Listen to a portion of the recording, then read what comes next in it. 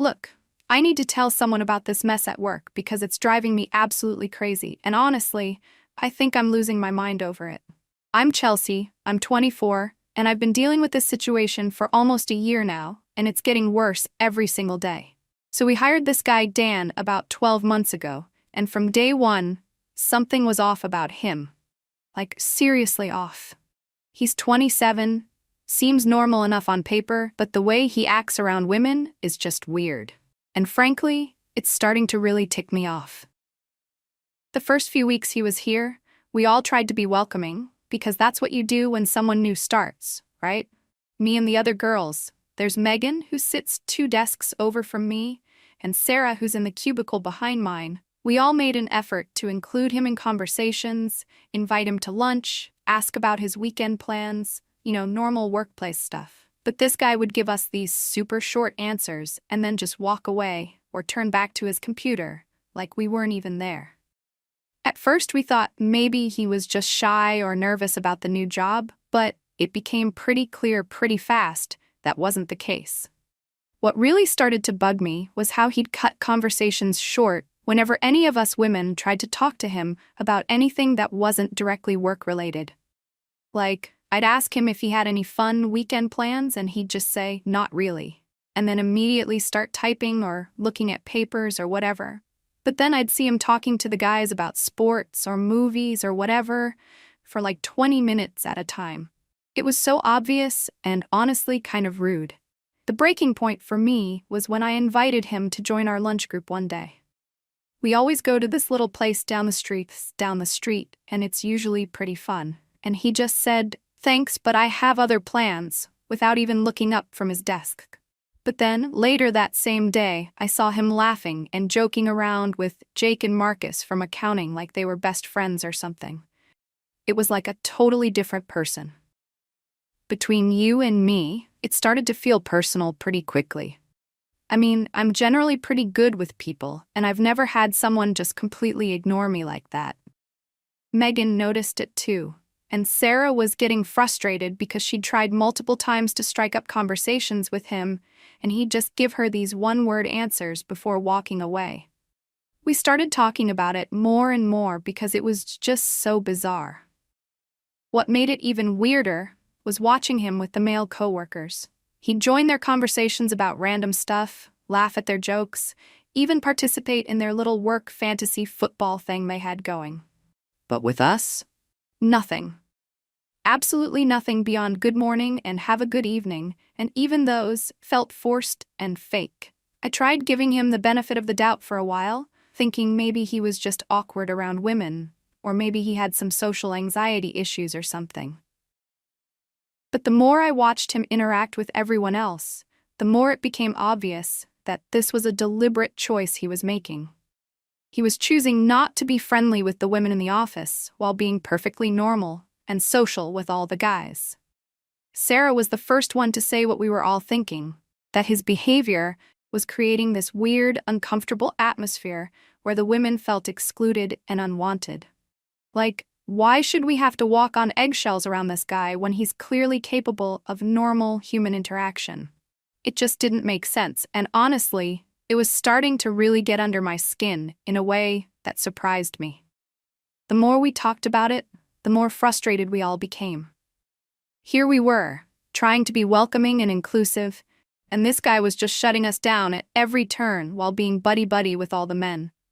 It felt wrong and unfair, and frankly, it was starting to affect how I felt about coming to work every day. Something had to give, and I was getting tired of pretending like his behavior was acceptable when it clearly wasn't. I started paying way more attention to Dan's patterns after that, and honestly, what I discovered made everything so much worse. Like, I'm not usually the type to analyze someone's every move, but his behavior was so obviously problematic that I felt like I needed to understand what was really going on. And trust me, once I started looking closer, the evidence was everywhere. Every single morning, Dan would walk in, say good morning to the general room, and then immediately start conversations with whatever guys were around. He'd ask Jake about his weekend, joke around with Marcus about some TV show they both watched, even chat with our supervisor about random stuff for 10 or 15 minutes. But when any of us women would try to join these conversations or start our own with him, he'd suddenly become all business and professional. It was like watching someone flip a switch. I started keeping track of specific incidents because I couldn't believe how blatant it was getting. Like this one time, Megan mentioned she was having car trouble and was stressed about getting it fixed. And Dan was literally standing right there, but didn't offer any help or even acknowledge what she said. But later that same day, when Marcus mentioned his car was making weird noises, Dan spent 20 minutes giving him advice about mechanics and even offered to take a look at it. 20 minutes. For a guy you'd known for less than a year, while completely ignoring a woman asking for the exact same type of help. The lunch situation got even more ridiculous. We'd see him eating alone or sometimes joining the guys when they went out, but he never once accepted any invitation from us women. Sarah tried inviting him to join our group probably 6 different times, and every single time he had some excuse. But then he'd go grab coffee with the guys or join them for their after-work drinks, like it was no big deal. It was so obvious that he was actively avoiding us, and honestly, it was starting to feel really personal and hurtful. What really got to me was how different his whole personality seemed to be, depending on who he was talking to. With the guys, he was funny and relaxed and normal. He'd make jokes, share stories about his life, even complain about stuff like traffic or his apartment or whatever. But with us, everything was yes ma'am and no ma'am and these super formal, cold responses that made every interaction feel awkward and uncomfortable. Megan pointed out that he never asked any of us personal questions either. Like he'd ask the guys about their hobbies, their families, their weekend plans, but he never showed any curiosity about our lives outside of work. It was like he saw us as robots who only existed during business hours, while the male coworkers were actual people worth getting to know. The breaking point came during this team meeting we had, where everyone was supposed to share something interesting about themselves. All the guys got these engaged, curious responses from Dan. He asked follow-up questions, made connections to his own experiences, even laughed at their stories. But when it was my turn to talk about my weekend hiking trip, he just nodded politely and didn't say a single word. Same thing happened to Sarah when she talked about her photography hobby, and to Megan when she mentioned her volunteer work. Just polite nods and silence. After that meeting, the 3 of us grabbed coffee and really talked about what was happening. We all agreed that his behavior was beyond weird. It was actually creating this hostile environment where we felt excluded and unwelcome in our own workplace. Sarah said she'd never experienced anything like it, and Megan mentioned that she was starting to dread coming to work because she felt so awkward and uncomfortable around him. I realized that what bothered me most was how unfair the whole situation was. Here we were, trying to be friendly and inclusive and create a positive work environment for everyone, and this guy was just shutting us down while rewarding the men with his normal, social personality. It felt discriminatory, honestly, and I was getting tired of pretending like it wasn't affecting all of us. Something needed to be done about Dan's behavior, and it was becoming clear that being patient and understanding wasn't going to change anything. The situation with Dan escalated to a whole new level when I decided I needed to really understand what was going on because his behavior was just too bizarre to ignore anymore. I mean, I'm not normally someone who obsesses over coworkers, but this was affecting my entire work experience, and I felt like I had every right to figure out what his deal was. So I started paying closer attention to everything he did, and what I discovered was honestly shocking. First thing I did was check out his social media profiles, because I figured that might give me some insight into his personality and whether he was just antisocial in general, or if this was specifically about women. Turns out, his Facebook and Instagram showed a completely different person. Someone who was social and outgoing with mixed groups of friends, posting pictures from parties and hangouts with both men and women. So clearly he was capable of normal social interaction with women outside of work, which made his behavior at the office even more confusing and, frankly, more insulting. I started timing my breaks and lunch schedule, to coincide with his, just to observe how he interacted with different people throughout the day. What I found was this incredibly consistent pattern where he'd be warm and engaging with male coworkers, but cold and professional with all the women. Like, I watched him spend 45 minutes helping Jake troubleshoot some computer issue, joking around and being totally relaxed the whole time. But when Sarah asked him a simple question about a project they were both working on, he gave her a 2-sentence answer and walked away. The more I watched, the more evidence I collected of what I was becoming convinced was discriminatory behavior. I started writing things down because the pattern was so clear and so problematic. Dan would participate in group conversations, but he'd direct all his comments and questions toward the men in the group. He'd volunteer to help male coworkers with projects or problems, but never offered assistance to any of the women, even when we were obviously struggling with something. He'd laugh at jokes made by guys but respond to similar attempts at humor from women with polite silence. Megan and Sarah were totally supportive when I shared what I was discovering, and they started paying closer attention too. We realized that Dan had been invited to join the guys' group chat where they talked about sports and made plans for after-work activities. But none of us women had ever been included in anything like that. He was literally creating this separate social circle that excluded all the female employees while acting like that was perfectly normal and acceptable. The most frustrating part was watching other people not seem to notice or care about what was happening.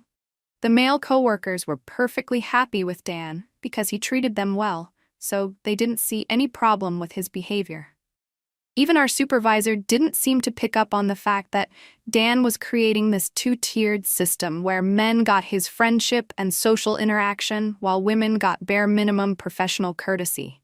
Sarah suggested that maybe we should document specific incidents more formally, because what we were experiencing felt like it could actually be against company policy. So we started keeping track of dates and times when Dan's differential treatment was particularly obvious. Like the time he offered to cover Jake's shift when Jake had a family emergency, but when Megan had a similar situation 2 weeks later, Dan didn't say a word or offer any help. Or when he brought in homemade cookies to share with the guys, but didn't offer any to the women in the office. I also started asking subtle questions to the male coworkers to see what Dan was like during their social interactions outside of work. Turns out he was completely normal, funny, engaging, willing to talk about personal stuff and share stories about his life. Marcus mentioned that Dan had told them about his family, his hobbies, even some dating stories. Meanwhile, none of us women knew anything about his personal life because he refused to share even the most basic information with us. The evidence was becoming overwhelming that Dan was deliberately treating the women in our office differently than the men, and it was creating this hostile work environment where we felt excluded and devalued. I mean, we were all doing the same job and deserving of the same basic courtesy and social interaction, but Dan had decided that only the male employees were worth treating like actual human beings. By this point, I was convinced that Dan's behavior constituted workplace discrimination, and I was tired of just accepting it and hoping it would change. The three of us decided it was time to take action and file a formal complaint, because what was happening wasn't fair, and it wasn't something we should have to tolerate just to keep our jobs. The day I decided to file the complaint with HR was honestly one of the most validating moments I'd had in months, because I finally felt like I was doing something concrete about Dan's unacceptable behavior, instead of just suffering through it every single day. I'd reached my absolute breaking point the week before when we had this group lunch invitation situation that was so blatantly discriminatory that I couldn't ignore it anymore.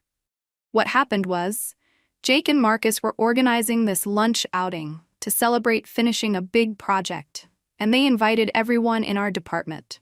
When they asked Dan if he wanted to join, he immediately said yes and started talking about how he'd been wanting to try that restaurant for months. But then, when the conversation turned to logistics, and Sarah mentioned she'd need to move some meetings around to make it work, Dan suddenly changed his tune and said he actually couldn't make it after all because he had other commitments. It was so obvious that he didn't want to go if women were going to be there, and honestly, it was humiliating for all of us. That same week, I watched Dan accept an invitation to grab drinks with the guys after work, joking around about how he needed to unwind after a stressful day. But when Megan casually mentioned that a group of us were planning to check out this new happy hour place and he should join us, he gave her this cold, "Thanks, but I have plans" response, without even looking up from his computer. The double standard was so blatant and so insulting that I knew I couldn't keep pretending like this was normal or acceptable behavior. So I scheduled a meeting with HR and asked Megan and Sarah to come with me because I wanted them to share their experiences too. I spent the night before organizing all the documentation I'd been keeping. Specific dates and incidents where Dan's differential treatment was most obvious. Examples of how his behavior was affecting our work environment, and evidence that he was capable of normal social interaction, but was choosing not to extend that courtesy to the women in our office. The HR meeting went exactly how I hoped it would. The representative, Lisa, took our complaint very seriously and asked detailed questions about Dan's behavior patterns. She seemed particularly concerned when we explained how Dan's selective socializing was creating this atmosphere where the women felt excluded and undervalued compared to our male colleagues. When I showed her my documentation of specific incidents, she said it was clear that we'd been experiencing something that needed to be investigated. Lisa explained that what we were describing could potentially constitute discrimination based on gender, and that creating different treatment standards for male and female employees was something the company took very seriously. She assured us that they would conduct a thorough investigation and interview other employees to get a complete picture of what was happening. I felt so validated hearing her say that our experiences were legitimate workplace concerns and not just us being overly sensitive like I'd started to worry we might be. The best part was when Lisa told us that she'd be speaking with Dan directly about his behavior and making it clear that all employees needed to be treated with equal courtesy and respect, regardless of gender. She said that if the investigation confirmed our complaints, there would be consequences for Dan and requirements for him to change his behavior going forward. Finally, someone in authority was taking this situation seriously and recognizing that what we'd been dealing with wasn't acceptable. After the meeting, I felt this huge sense of relief and empowerment. For months, I'd been feeling frustrated and helpless about Dan's treatment of us, but now I'd taken concrete action to address the problem. Megan and Sarah were both grateful that I'd initiated the complaint process, and we all agreed that we'd done the right thing by speaking up instead of continuing to suffer in silence. I'll admit, part of me was looking forward to seeing how Dan would react when HR confronted him about his behavior. I figured he'd either have to apologize and start treating us with basic human decency, or he'd get defensive and reveal his true colors, which would only support our case. Either way, I was confident that the investigation would vindicate our complaints and force Dan to change his discriminatory behavior toward the women in our office. Everything started falling apart when HR called me back for what I thought was going to be a follow-up meeting to tell me about the consequences Dan was facing for his discriminatory behavior. Instead, I walked into that conference room and got hit with information that completely blindsided me and honestly made me question everything I thought I knew about the situation. Lisa started the meeting by explaining that they'd completed their investigation and had spoken with Dan about our complaints. But instead of telling me about his punishment or the behavior changes he'd be required to make, she started talking about his perspective on the situation and how he'd provided context for his workplace interactions. I was already getting a bad feeling about where this was heading, but nothing could have prepared me for what she told me next. Apparently, Dan had explained to HR that he maintains strict professional boundaries with female colleagues because of an incident at his previous job where casual friendships with women in the workplace led to harassment accusations against him. He told them that he'd been falsely accused by a female coworker who misinterpreted their friendly interactions as romantic interest, and that the situation had nearly cost him his career and reputation.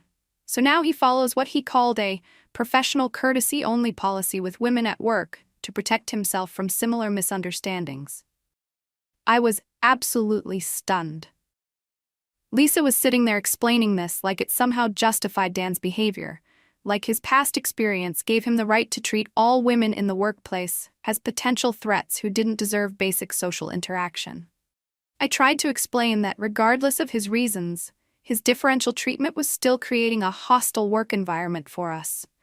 But Lisa seemed more focused on his legal right to maintain professional boundaries than on how his behavior affected the women in our department.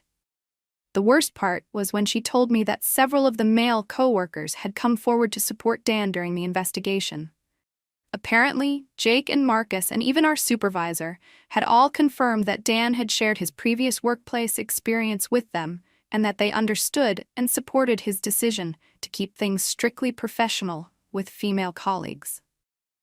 I felt completely betrayed. Here I thought these guys were our friends and coworkers, but when it came down to it, they sided with Dan and acted like his discriminatory behavior was perfectly reasonable. Then Lisa dropped the real bombshell. She said that during their investigation, several employees had expressed concern about the way me, Megan, and Sarah had been monitoring and discussing Dan's behavior. Apparently, people had noticed us watching him, timing our breaks to observe his interactions, and constantly talking about him among ourselves.